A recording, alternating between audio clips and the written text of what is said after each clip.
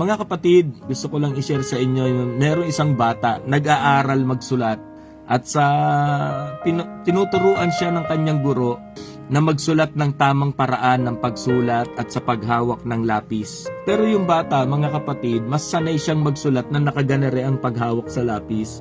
Sa tuwing nakaharap yung yung teacher, ginagawa niya yung tamang forma ng pagsulat niya ng lapis.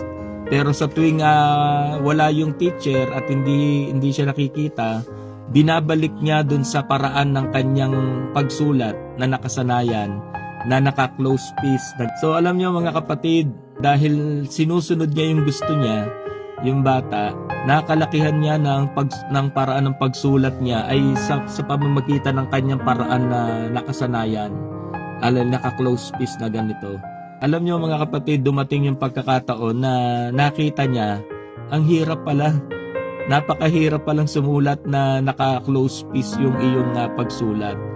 Dahil nga nakasanayan na at hindi sumusunod sa teachers, sa nagtuturo sa kanya, nakita niya na hindi naging maganda yung naging epekto para sa kanya. Kaya lumaki siya, ang paraan ng pagsulat niya ay naka-close piece.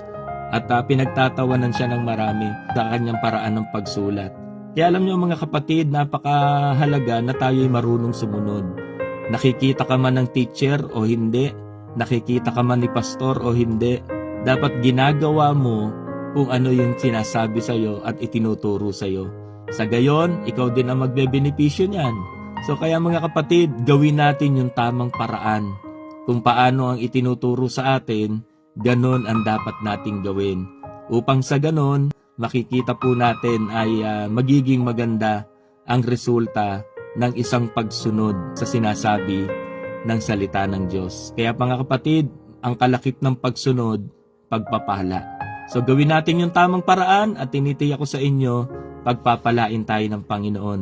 Sa lahat ng aspeto ng ating pong buhay, matuto lang po tayong makinig sa bawat mga nagtuturo sa atin. Purihin ang pangalan ng Panginoon.